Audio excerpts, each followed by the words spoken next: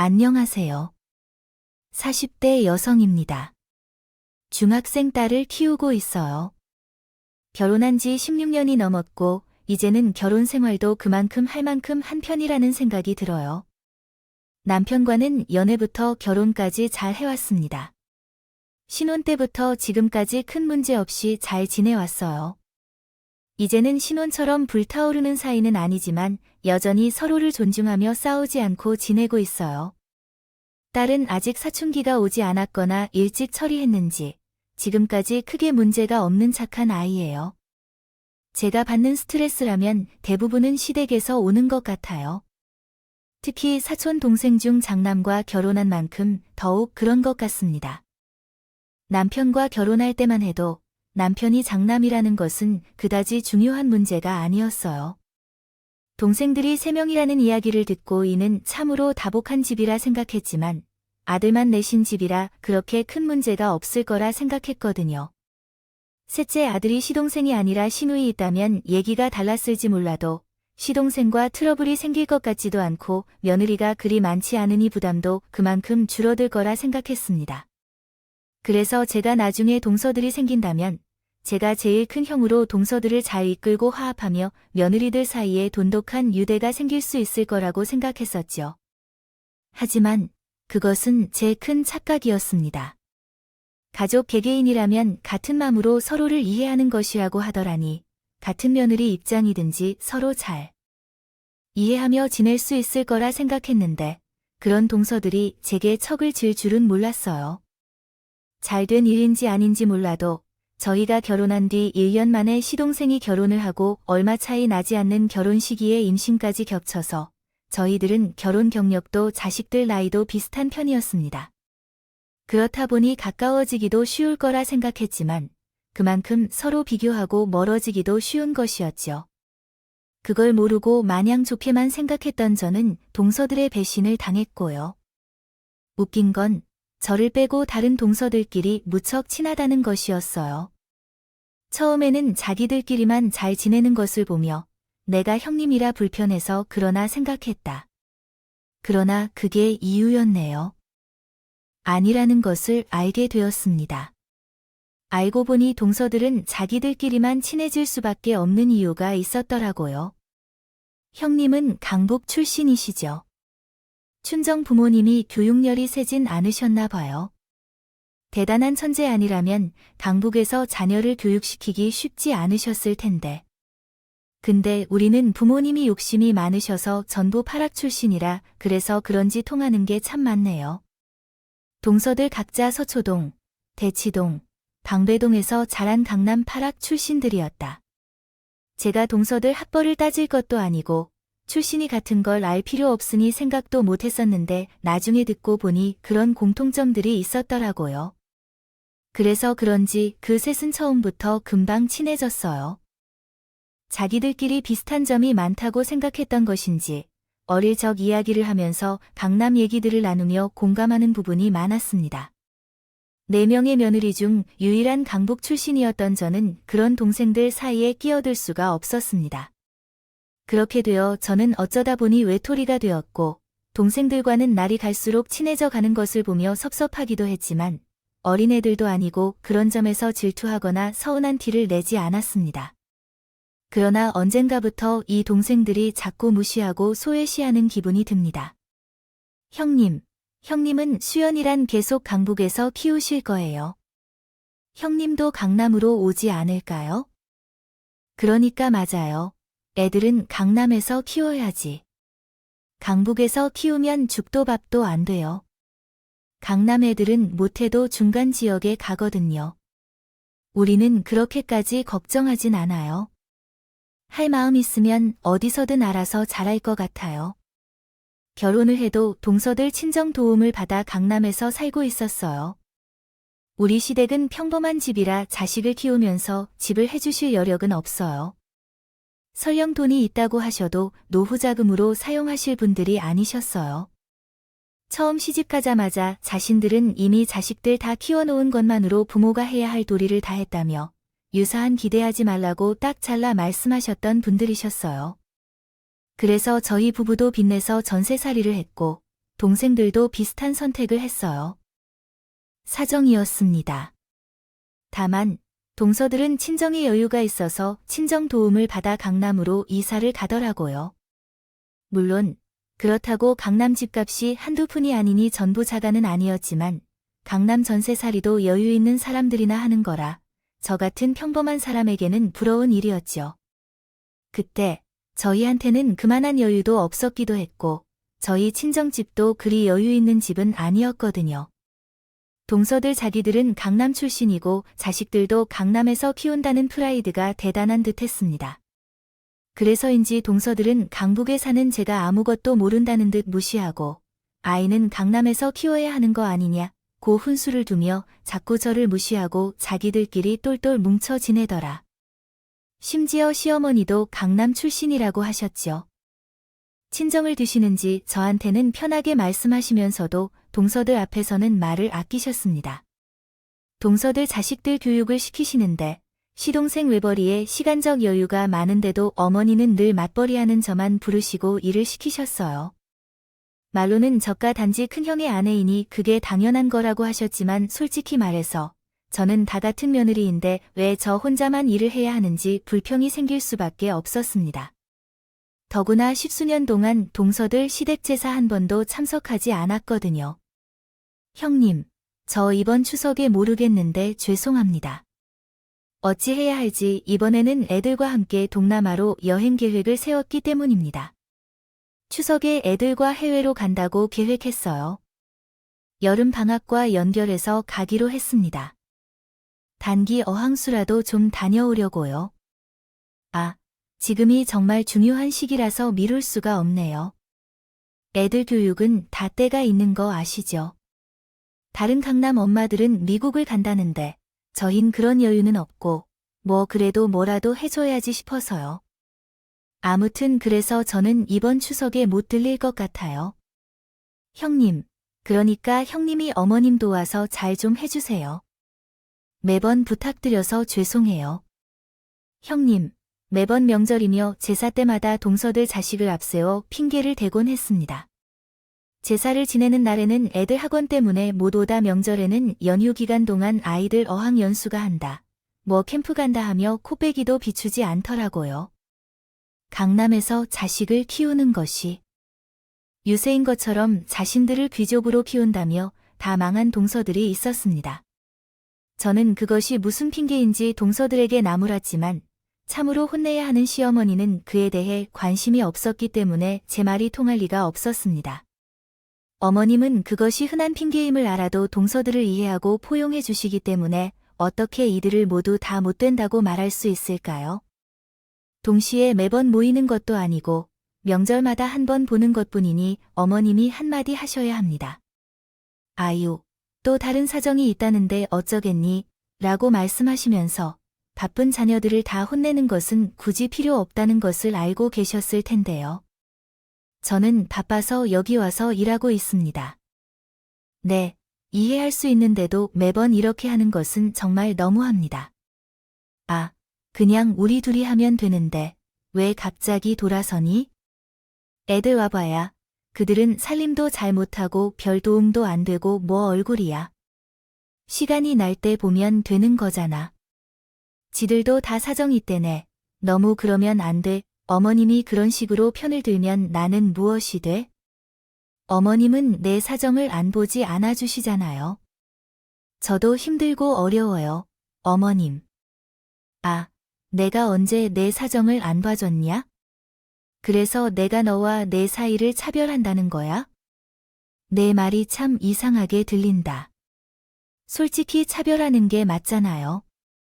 나도 어머님 말대로 나를 만족시키니까 내가 제일 큰 형이니까 어느 정도 희생하는 게 맞다고요. 생각해 봤는데요. 이건 너무하시죠. 어머님 아들이세요. 며느리도 되시고요. 근데 명절이고 집안일이고 무슨 일이 있을 때마다 전부 저 혼자 하는 게 맞는 건가요? 남편과 결혼하고 만 며느리가 되면서 저한테는 늘 희생이 따랐습니다. 내가 첫째니까 제일 먼저 들어온 며느리가 겨우 1에서 2년 차이인 며느리 경력도 있는데 이제 어머님은 항상 저한테만 의지를 하셨습니다. 그리고 강남 출신 동사들은 불편한 걸 잔심부름 한 번 시키신 일이 없었죠. 그러니까 4명이 해야 할 일을 저 혼자 해야 하는 것이었어요. 그것도 남편이랑 서로 맞벌이하며 사는 제가 말이에요. 그러면 적어도 동생들은 당연히 미안해해야 하고 어머님도 제게 고마워하셔야 하는 게 맞다고 생각하는데 저 혼자 그런 고생을 하면서도 인정을 받은 적이 없었습니다. 그래서 너 지금 내 앞에서 불평하는 건가? 내가 너 좀 시켰다고 싫은 소리 하는 건가? 그러면 결혼하지 말고 혼자 살지, 그랬니? 그러게, 누가 남의 집 장남이랑 결혼을 하라 그랬어? 옛날부터 이런 일은 며느리가 다 알아서 하는 거다. 그러면서도 불평불만 없는 게 당연한 거고, 근데 너는 내가 너를 맞으라고 의지하는 것 가지고도 불만인 거니? 참, 해도 너무 하는구나. 아니, 일하기 싫으면 오지 말아라. 며느리 없이 나 혼자 알아서라. 할 수밖에 없기 때문에 너도 너희 동생들을 책임지지 않으면 혼자서 고생하게 될 것이다. 시어머니를 생각하면 더 이상 그럴 수 없었어요. 제가 바보 같아서 그런지는 모르겠지만 결국 시어머니를 도울 수밖에 없었습니다. 또한 동생들의 참을 수밖에 없었죠. 그러나 계속 참다 보면 결국 호구로 취급당하게 되는 모양입니다. 저는 참다 보면 모두에게 좋은 일이 되리라 생각했는데 동생들은 제가 바보로 보이기 때문에 착한 척하게 돼 이것에 방심하면 그들은 경계를 넘으려고 애쓰곤 해요. 얼마나 무시당했을까요? 저를 무시하는 것만으로는 충분치 않았는지 우리 딸까지도 무시할 정도예요. 따라서 우리 딸이 문제아로 보인다는 것이 강남 유학생 출신의 동생들에게 얼마나 더 심리적으로 상처 주는지를 생각해 보세요. 실수를 하나만 해도 과대 해석을 해왔어요. 형님, 근데 수연이는 학교 생활이 잘 되고 있어요. 애가 어른 앞에서 말도 잘 못하고 왜 그렇게 소심한지 모르겠어요. 왜 우리 수연이가 인사를 안 하려고 했어요? 아까 나와서 인사하는 거를 본 적이 있는데 인사는 했어요. 문제는 그 이후인데 인사를 한 다음에 바로 들어가 버렸어요. 여자애가 왜 그리 애교가 없는지, 먼저 말하는 법이 없는지 모르겠어요. 그건 지훈이도 마찬가지인데. 아니에요. 지훈이는 나한테 인사도 안 하더라고. 나가서 먼저 말했을 때야 그제야 인사를 했어요. 그것도 핸드폰을 쳐다보면서 말이에요. 아니, 우리 아들은 남자인데. 남자랑 여자가 같은가 다른가는 뭐냐? 동서를 키우는 엄마가 너무하는 게 아니냐? 아들을 키우는 엄마라는 게 아니잖아. 그런 게 아니라 수연이가 좀 걱정돼서 그러는 거야. 솔직히 우리 중에 애들 중 하나는 강북에서 키우고 있잖아. 우리 때도 그랬겠지만 요즘은 학군과 학벌이 더 중요한 세상인데 수연이가 그래도 잘못될까 걱정돼. 걱정이야. 강북에는 학교가 없는 게 아니고 그게 무슨 말도 안 되는 소리를 하는 거야? 우리 수연이는 강북에서도 걱정 없이 잘 자라고 있으니까 괜히 걱정하지 마. 동선의 자식을 걱정해. 어른 앞에서 핸드폰 하는 건 왜 이렇게 심하게 욕하는 거야? 우리 애가 예의가 없어서 인사만 하고 들어갔단 말이야. 살짝 놀란 셈이구나. 하지만 삐딱한 애가 손님 맞이할 때 인사만 하고 들어갈 줄 몰랐었어. 안부는 안 물었다고 하기에 우리 딸은 어딘가 문제가 있는 것처럼 슬퍼했어요. 정작 그러는 자기 아들은 큰엄마를 보더라도 인사할 생각 없이 휴대폰만 보고 있었거든요. 걱정하 때문에 자기 자식 걱정이나 해야 하는데 왜 다른 사람 아이에 관여하는지 정말 이해가 안 돼서 기분이 상했습니다. 근데 동네가 강북일 때라는 것처럼 항상 우리 딸만 걱정거리로 삼으라고 하는 건 정말요. 정작 우리 부부는 우리 딸같이 착한 아이가 어디 있을까 늘 감사했는데 말이에요. 형님, 수연이 성적은 좀 나와야 하는데 강북에서 학교 다니면 전교 1등 정도는 해야 대학에 갈 거 아니겠어요? 수연이 학교에서 몇 등 정도예요? 수연이 아직 초등학생이면 등수가 중요한 게 뭐가 있어요? 지금은 그냥 건강하게 놀다 가야 해요.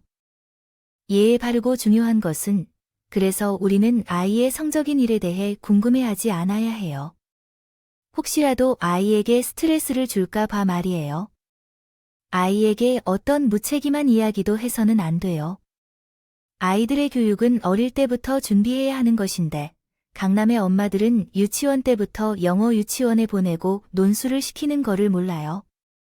그래서 강북은 안 된다고 하는 이유가 엄마들 때문이 아니라 애 때문에 망친다는 거예요. 동서 말을 가리지 말고 해야 해요. 내가 우리 아이를 강북에서 키운다고 해서 아이가 망쳐지는 건 아니에요. 세상 사람들이 전부 강남에 살고 있는 것도 아니에요. 그럼 강남 출신이 아니면 다 문제가 있는 건 아니에요. 말이 되는 이야기를 해야지.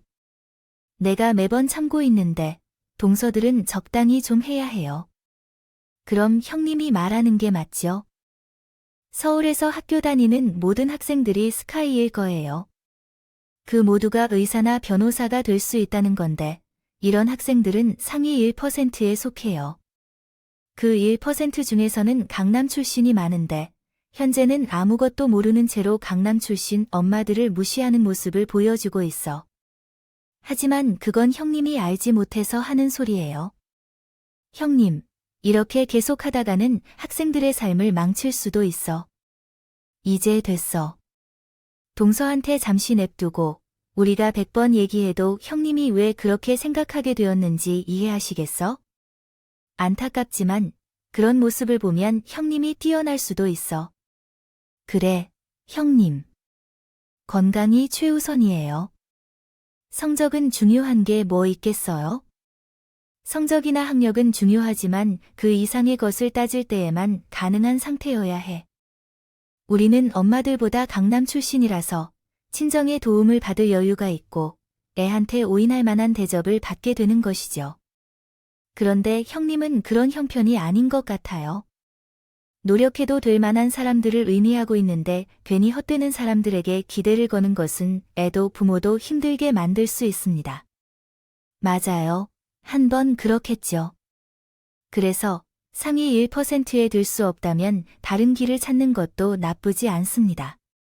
그렇다면 형님은 수연이 사교육을 시키기보다는 그 돈을 모아 나중에 천이나 마련하는 게 나을지도 몰라요. 괜히 되지도 않을 공부시키는 것보다 돈을 버는 게 더 낫지 않겠어요? 맞아요. 뭐 기술을 배우는 게 나을 수도 있죠. 요즘에 보면 마이스터 고등학교나 좋은 상고등도 많다고 하더라고요. 그런데 한번 알아보세요. 저희는 외고 과학고를 준비하느라 너무 바쁘니까 이런 정보는 역시 저희끼리만 공유해야겠네요. 이런 식으로 하니까 저희가 형님과 친해질 수 있겠어요. 참나, 말은 똑바로 해야 해. 동서들이 친해지지 못하는 건 나도 마찬가지거든. 지금 남의 자식을 두고 걱정하고 악담을 하는 거야? 멀쩡히 잘 크고 있는 애들이고 그런 말을 할 거면 그냥 하지 말아야지. 내가 언제 동서들한테 내 자식 걱정해 달라고 그랬어? 그런 걱정하고 싶으면 용돈이나 주고 말해보던가. 평생 용돈을 주거나 커녕 애 생일조차 모르는 동서들이 내 딸에게 무슨 계획이 있을까?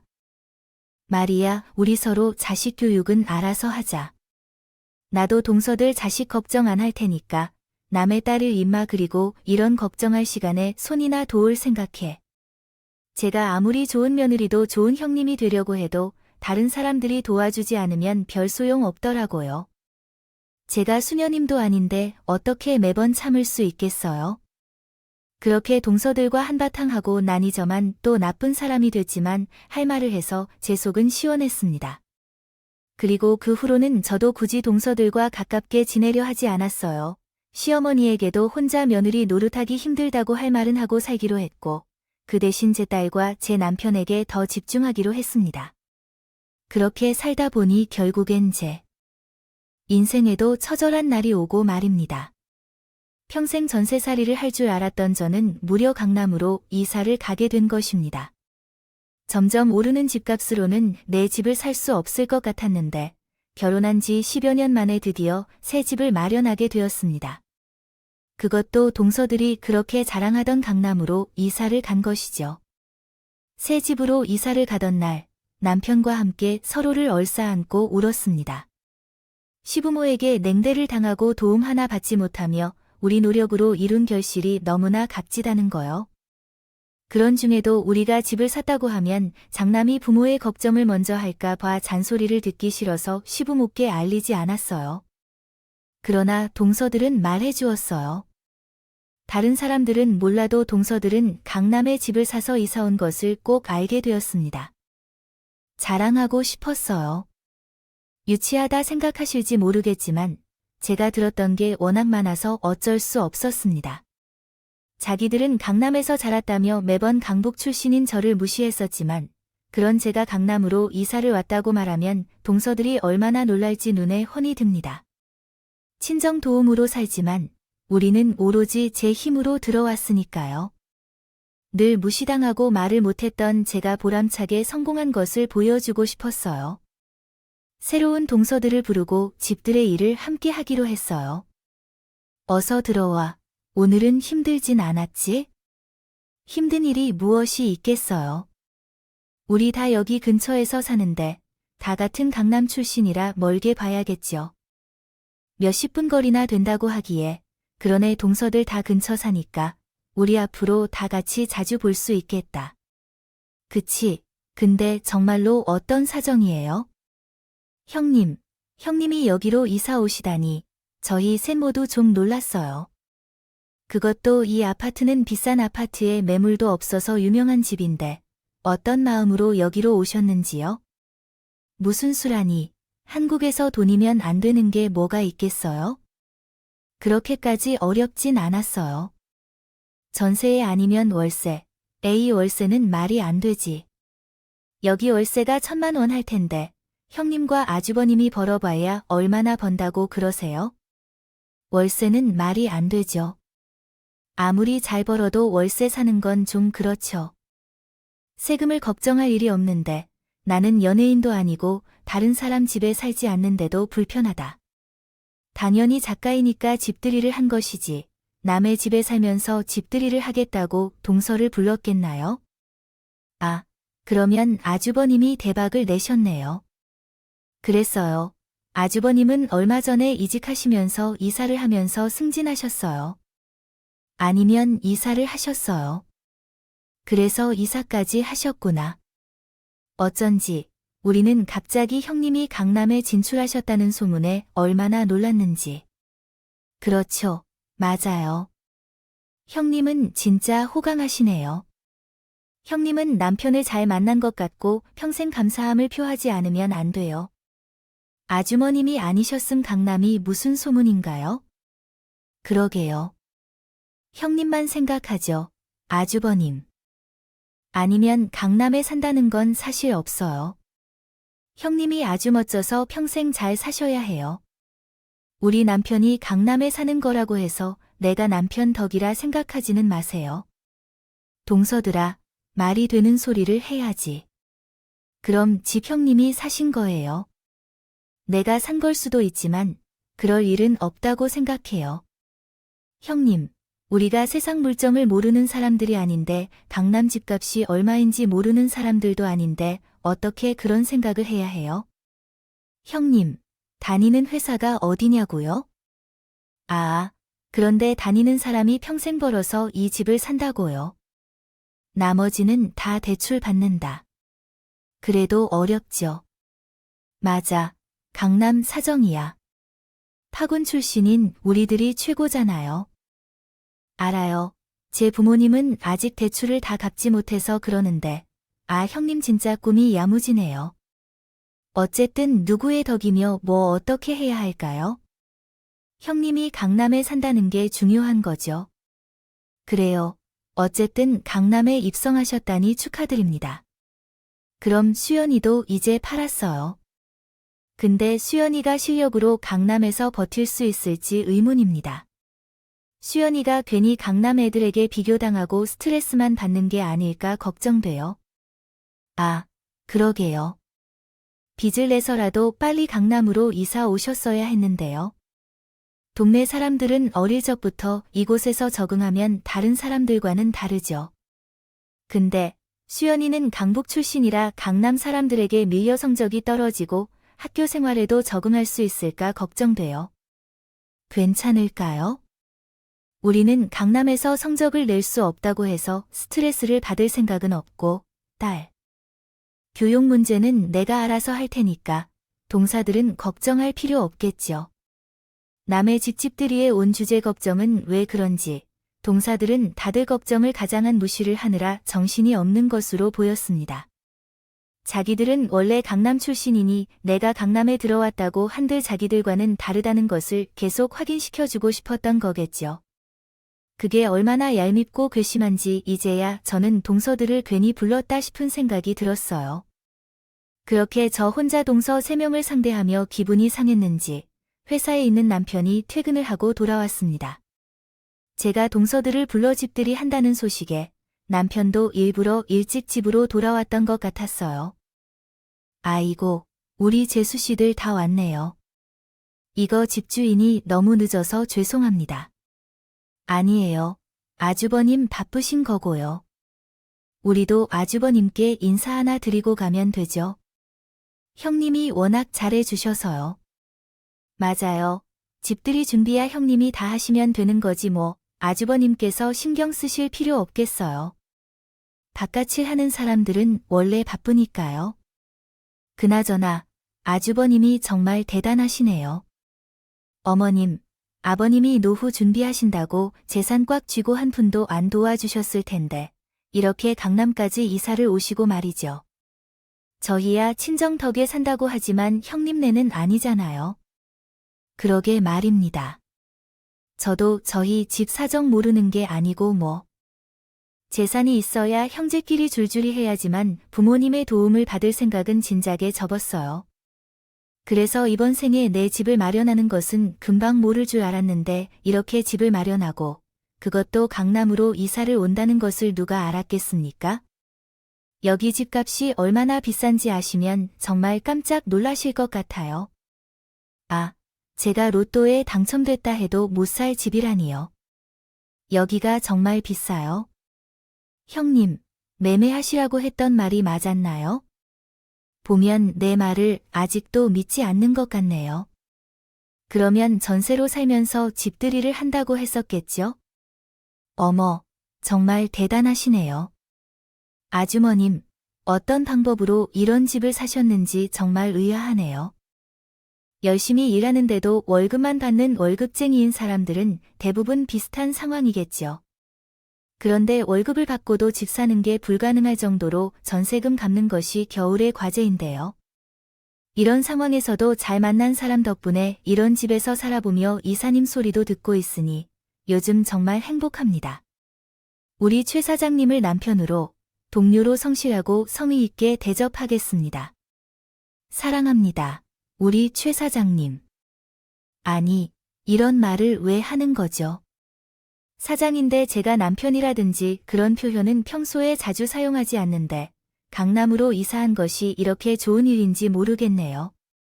동서들이 날마다 핀잔을 주는 것도 그렇지만 눈치 없는 남편은 소리가 자매를 무시하는 소리인 줄도 모르고 그 앞에서 제 자랑을 하는 겁니다. 내가 남편 덕분에 강남에 살고 있다. 며 나를 깔보던 동서들 앞에서 제가 강남에 집을 살 수 있었다. 며 자랑스럽게 떠들어대는데 그러다 남편이 제게 사장 소리를 하며 성심성의껏 모시겠다는 소리를 했던 거죠. 남편은 나름대로 애교를 부리며 말했지만 앞뒤 사정을 모르는 동서들은 그 이야기를 듣고 어리둥절해 할 수밖에 없었을 거예요. 사장이라며, 어머, 최 사장이 형님 별명이 있나 봐요. 집에서 두 분이 그렇게 부르세요. 이사님, 사장님 뭐, 내 부장관, 외무부 장관 그런 건가 봐요. 아주머님 참 재치 있으시다. 예. 아니요, 그렇지 않아요. 우리 사장님이시고 사장님이라고 부르는 거예요. 요즘에는 부부들끼리 그런 별명도 붙이곤 하지만 근데 제가 그런 센스가 없어서 정말 사장님이시고 사장님이라고 한 건데 아주머니, 그게 무슨 말씀이세요? 형님이 사장님이시라 하셨다고 하시더니 형님랑 뭐 동이라도 하시는 거예요? 형님, 뭐 치킨집이라도 차리셨어요? 남편이 제가 사장이라며 지켜드리는데도 동서들 여전히 저를 무시하며 제게 치킨집이라도 차린 거냐며 떠들고 있었어요. 내가 직접 얘기를 해봐야 하는데 저런 식으로 비고하고 무시할 게 뻔해서 말하지 않았던 건데 남편이 대놓고 말을 하는데도 여전히 저를 무시하는 것 같았습니다. 하는들을 보니 괜히 속이 쓰이더라고요. 개념 없고 싸가지 없는 동서들께 십수년 당해오며 이제 적당히 무시할 줄도 알았다 생각했는데 저는 아직 그 정도로 배려심 있는 대인배는 되지 못하는 모양입니다. 그래서 이번엔 동서들을 제대로 설명해 줘야겠다 생각했어요. 동서들 말 참 서운하게 한다. 서들이 나를 무시해온 건 알지만 적당히 좀 해야지. 동서들 눈에는 내가 겨우 치킨집을 차리고서 사장 소리를 듣기 바라는 사람이라고 생각하는 거야? 물론 치킨집 사장님도 사장님이지만 우리 남편이 말하는 것처럼 내가 치킨집 사장에서 집을 겠냐고 하는 것도 가점 사장이면 모를까? 근데 당신은 여태 재수 씨한테 아무 기도 안 했던. 거의 하면서 얘기해주는 줄로 이해했는데 제가 보기에는 재수 씨들이 모르는 게 뭔지 모르시는 것 같은데 걔네가 뭐를 너무 모르는 것 같아. 아니, 그만큼 속 시원하게 얘기 좀 해주시겠어요? 아, 형님께서 사장님이라는 거 무슨 뜻이신지요? 아주버님이랑 둘이서 그렇게 얘기하면 우리가 뭘 이해하겠어요? 사람을 놀리는 게 아니고 정말 도드나드는 동네들은 내가 내 얘기할 틈이나 주었어. 남의 집에 초대받아 가서는 집주인을 무시하지 않나 동네들 방금 전까지 남편 잘 만난 덕분에 주제 넘치는 집에서 산다면 웃었잖아? 그렇게 얘기를 하는데 제가요. 제 이야기를 어떻게 하나. 그래서 이제 지금은 궁금해요. 제 이야기 좀 해드릴까요? 아마 지금까지 여러분들도 궁금해 하실 것 같아요. 제가 지금 강남의 집을 어떤 방법으로 구매했는지, 그리고 남편에게 사장님의 소리를 듣고 있는지 말이에요. 이 이야기를 하려면 제 처녀 시절부터 제 직장 생활에 이르기까지 얘기해야겠네요. 대학을 졸업하고 나서 즉시 취직한 제가 몇 년간 여러 직장을 옮겨다니며 경험을 쌓았어요. 그렇게 하다가 대리로 승진한 즈음에 한 작은 식품회사의 경영관리팀에 입사하게 되었습니다. 하지만 말이 좋아 경영관리라고 해봐야 그 회사는 굉장히 작은 회사였던 탓에 제가 입사하자마자 회계 업무부터 마케팅, 홍보까지 다양한 업무를 맡게 되었죠. 이전 회사보다 대우가 좋다고 해서 입사했으나 전 회사보다 규모가 작고 직원 수도 적은 작은 회사였습니다. 그렇지만 회사 분위기는 참 좋았어요. 장님은 인품이 좋으신 분들이시며 늘 열심히 직원들을 아끼시며 회사를 운영하셨습니다. 작은 회사라서 이런저런 문제가 생기거나 거래처 실수로 임금 문제가 발생하기도 했지만 그럴 때마다 사장님은 개인 재산을 처분하여 직원들의 월급을 챙겨주셨습니다. 그래서 직원들은 사장님에게 충성할 수밖에 없었고 저 또한 열악한 그 회사를 떠날 수가 없었습니다. 심지어 결혼할 때에도 예쁘게 잘 살라며 넉넉히 도와주셨으니 어쩌면 저에게는 회사 사장님 그 이상의 은인이셨습니다.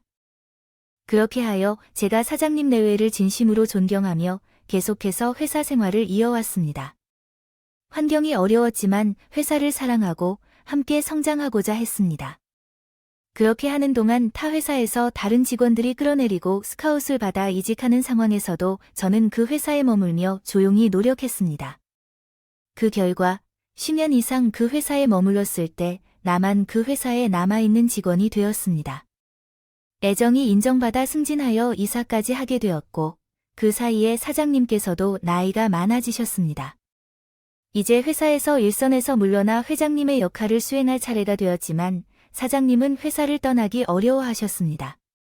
자녀가 있었다면 이를 물려주고 편안히 노후를 보내셨을 것 같지만 안타깝게도 두 분께는 자녀가 없습니다. 애절한 일이네요. 그들은 아이가 없어도 높은 윤리와 능력을 가진 분들이었을 텐데요. 하지만 전문 경영인으로 임명할 수 없는 상황이었고 자신들의 회사를 마음에 들었을 텐데 영영같이 건네고 싶지 않았을 것입니다. 그렇게 해서 회장님의 건강이 악화되었고 어느 날 저를 따로 불러서 얘기하셨어요. 우리 회사에 들어온 지 벌써 얼마나 되었지? 당신이 결혼한 지 몇 년쯤 됐고 아이들이 중학생이 되니 벌써 20년이 되어버렸군요. 세월이 참 빨리 흘렀네요. 처음 입사했을 때가 언제인지 기억이 가물한데 이제는 이사를 나가야 하는 시점인가 보군요. 제 분에 넘치는 직함이네요. 사장님이 너무 과대평가하셔서 그런 거예요. 겸손한 척하지 말라고요. 내가 자녀들한테 받은 것이 많은데 최사 저를 찾아주지 않으셨다면 저는 오래전에 회사를 접었을 거예요. 그동안 우리 회사를 이끌어주셔서 정말 감사합니다. 왜 자꾸 소심한 말씀을 하세요? 사장님은 앞으로도 여러 해 동안 회사를 이끌어 가실 텐데요. 아니에요. 제가 이미 나이 들고 병이 생겨서요. 자식들이 대신 데려주고 힘들게 경영한 회사이지만 이제는 내려놓아야 할 때인 거예요. 자식이 이제 어른이 되었다면 내보내는 게 맞는 거잖아요. 아니에요. 저가 이 회사를 시작한 지 벌써 40년이 넘었으니 이젠 내 마음을 정리해야 할 때가 온 것 같아요. 할 때가 됐지. 그래서 말인데, 이사 혹시 자네가 괜찮다면 우리 회사를 이어가는 건 어떻겠어? 이 노인의 마지막 욕심이란 차마 모르는 놈에게 자식 같은 회사를 내어줄 수가 없어서 말야. 너무나 놀랍게도 사장님은 제가 그 회사를 이어받길 바라셨습니다. 그 회사에서 누구보다 오랫동안 일하며 열과 성을 다한 제가 사장님 내외를 이어 회사를 계속 운영하길 바라셨던 거야.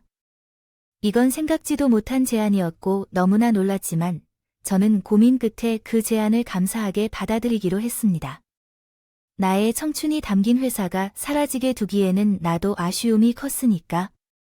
그렇다고 직장 생활만 하던 제가 갑자기 사장이 되기 위해 겁도 나고 어려움도 많았지만 이것이 제 인생에서 가장 큰 기회라고 생각하고 도전하기로 결심했습니다.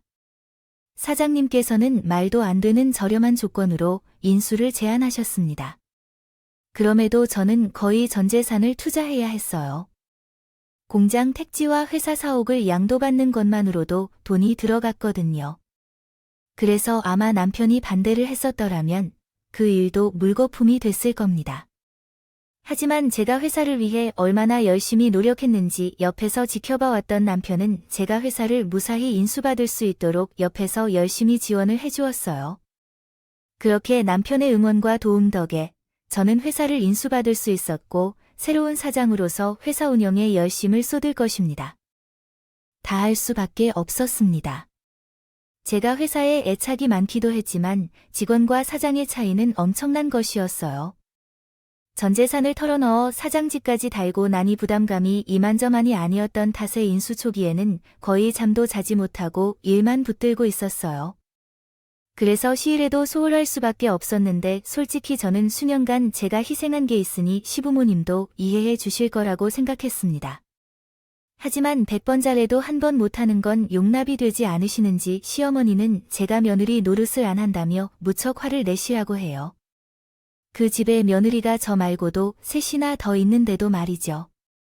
어머님 요즘 제가 너무 바빠서 그래요.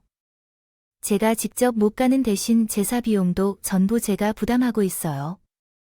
수고비도 보내주겠으니 이번에도 동서들이 하세요. 너 지금 그게 말이 되는 소리냐? 아니, 어떻게 만 며느리가 집안 재산을 안 낸다는 소리를 할 수가 있어? 너는 지금 우리 집 조상님들을 무시하는 거 아니냐? 부모 제사라고 해도 내가 이런 식으로 무시할 수 있겠냐?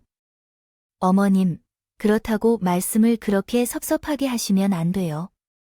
제가 그동안 한 번이라도 제사에 참여 안 했던 적 있나요? 나는 시집와서 여태까지 10수년 동안 동서들 대신 저 혼자 제사를 준비했어요. 그게 당연한 거지. 너는 지금 당연한 일을 가지고 생색 내려가려는 거냐? 그게 왜 당연한 일이에요? 어머님, 자식은 넷인데 장남 혼자 다 책임져야 하고 만 며느리는 혼자 며느리 돌보아야 하는 건지요? 어머님은 동서들 어느 것도 싫다는 소린 한 번도 하신 적이 없잖아요. 그건 너가 만면일 뿐이니까 그렇죠. 원래 장남이라는 위치는 그런 식이에요. 내 아들이 장남이라는 사정도 아니면서 왜 지금서야 불평을 하느냐고요. 불평이라기보다는 한 번쯤 제 사정 좀 이해해 주십시오. 그게 어떨까요? 저도 사람이고 어떻게 매번 혼자 희생을 하는 거뇨. 시부모님은 늘 그러셨었어요. 자식이 4명 키우는데 돈이 다 들어간다고 하시면서 물려줄 재산도 없다고 말씀하셨다. 장남돌이는 꼭 그렇게 챙기시는 분이셨어요. 예전에는 부모가 재산을 장남에게 물려줄 때 장남이 제사와 집안일 등을 다 챙기는 게 옳은 것이겠지만 지금은 조금 달라진 시대입니다. 요즘은 그렇지 않아요. 설 시간이라고 해서 부모님이 남겨주실 재산 때문에 우리에게 모두 다 갖고 싶어 하시는 분들도 있어요. 그게 다 자녀들이 내야 하는 것이라고 생각하는 사람들도 있을 텐데 어머니는 제게만 물질적 책임을 강요하시고 모든 것을 저에게 돌리셨어요. 바쁘다는 이유로 이해해주길 바랬지만 오히려 혼을 내면서 저도 시부모님께 분개하는 마음이 들었어요. 그래서 원래라면 회사 상황이 안정되면 장거한 사정에 대해 이야기하고 축하 파티도 하려고 했었는데 후회스러워서 입을 다물게 되었습니다. 며느리가 바빠서 제사를 챙기지 못할 것이라는 사실 덕분에 천하의 죄인으로 여기게 되었어요. 생각하시는 바에 따라 전 재산을 쏟아부어 회사를 인수한 셈이죠. 그러더니 여자가 그 집안을 망쳐먹는다고 그랬다면 얼마나 난리가 일어날까요? 그래서 우리 집 사정에는 이전까지 아무도 몰랐던 사정이 있었습니다.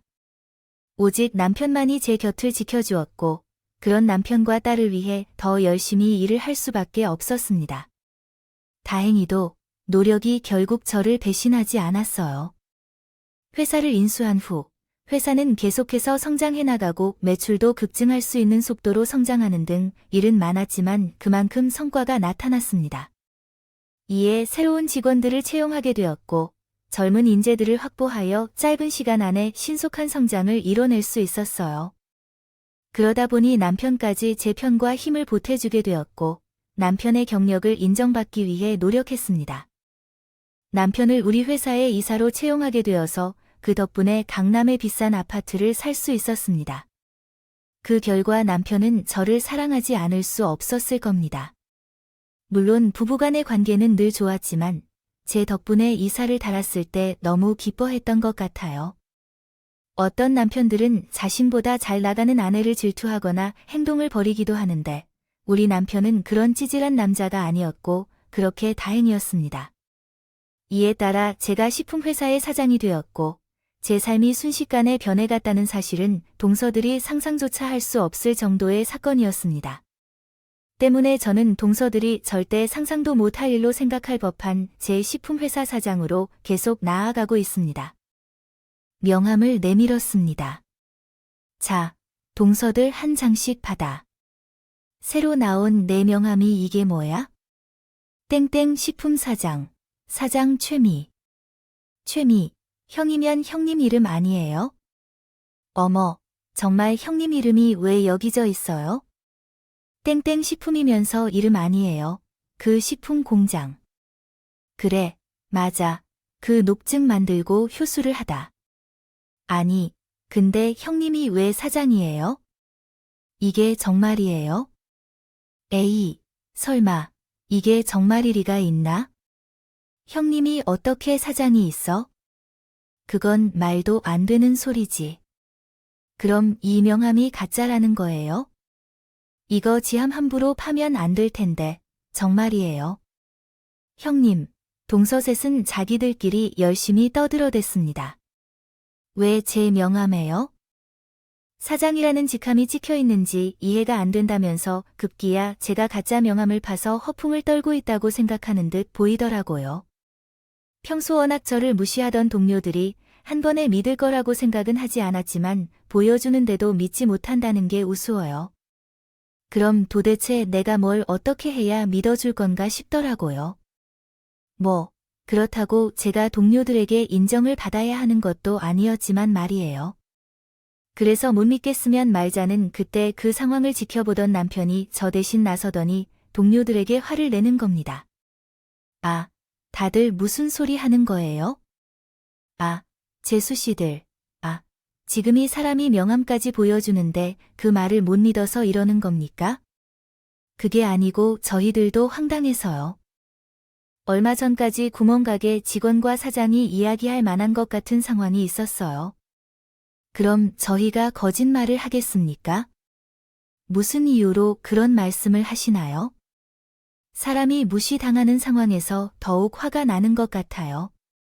그동안 재수씨들이 그 사람을 무시하는 것을 알았지만 이 정도까지 무시를 받아 또 거짓말쟁이로 몰아가는 건 너무하다고 생각해요. 무시하는 것만으로는 충분하지 않았던 것 같아요. 남편이나 부모님의 지시대로만 따르다가도 한계가 있는데 동생들에게 무시당하니까 예상치 못한 화가 나는 일이 생기다니 정말 참 어렵네요.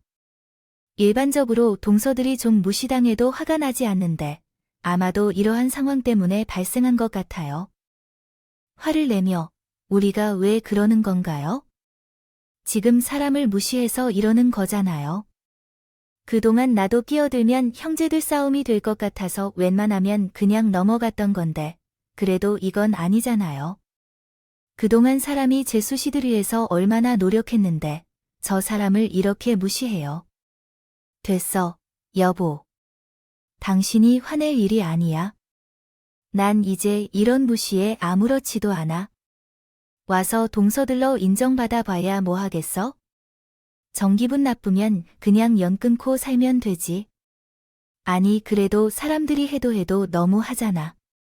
남의 집집들이 와서까지 사람을 무시하느냐고. 형님, 그럼 정말로 형님이 사장님이 되신다고요?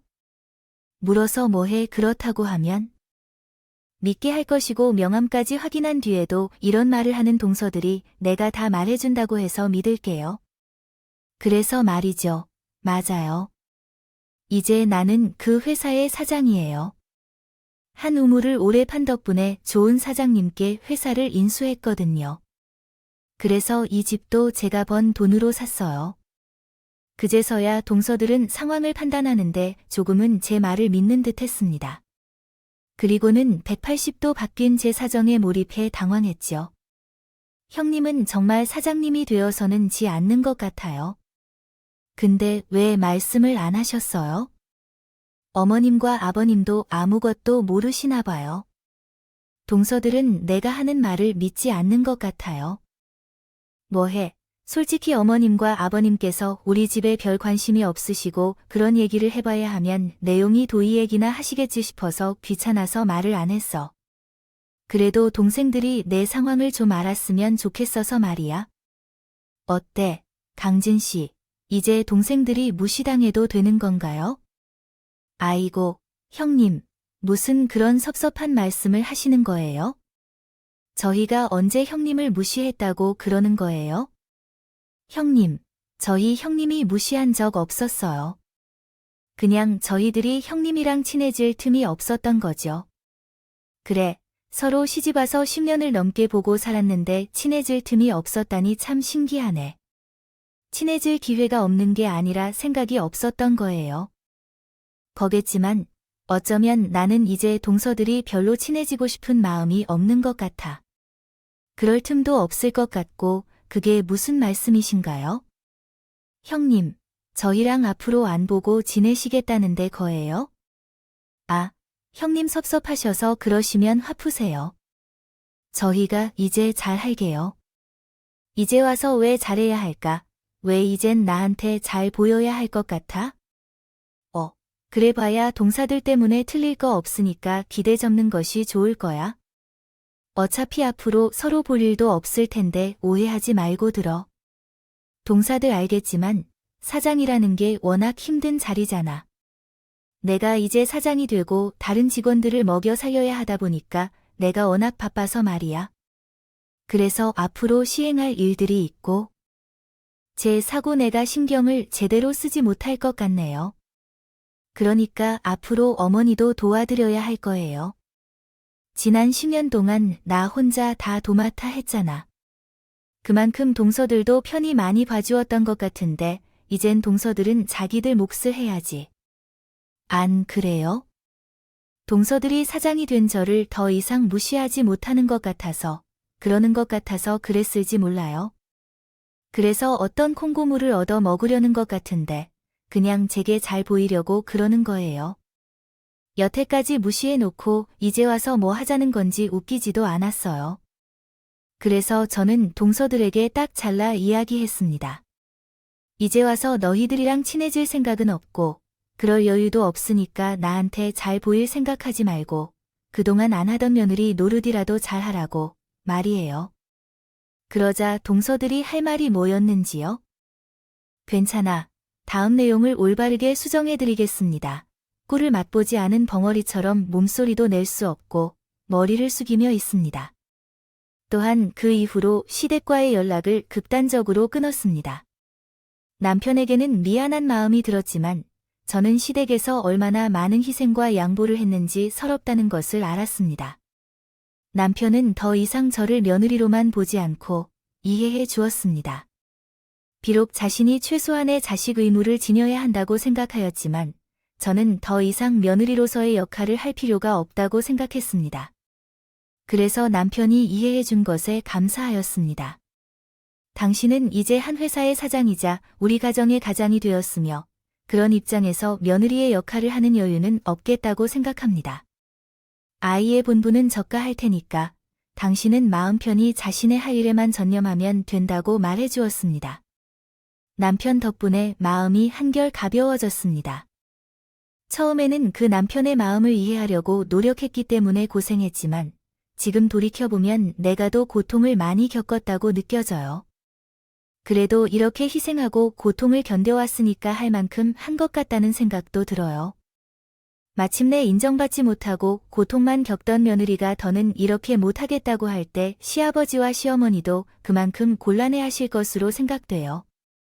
어쨌든 그런 과정을 거쳐서 나의 남편의 배려 덕분에 며느리에서 졸업을 할 수 있게 되었고 결혼 몇 년이 지난 후에 내 이름 석자로 다시 찾을 수 있었어요. 그래서 앞으로 나도 이간의 며느리가 아닌 최미영이라는 새로운 이름으로 열심히 살아가 보려 합니다. 이런 나의 미래에 여러분들이 응원을 아끼지 않아 주시면 고맙겠어요. 좋네요. 앞으로도 저는 제 가족과 직원들을 위해 더욱 노력하며 열심히 해내겠습니다. 감사합니다.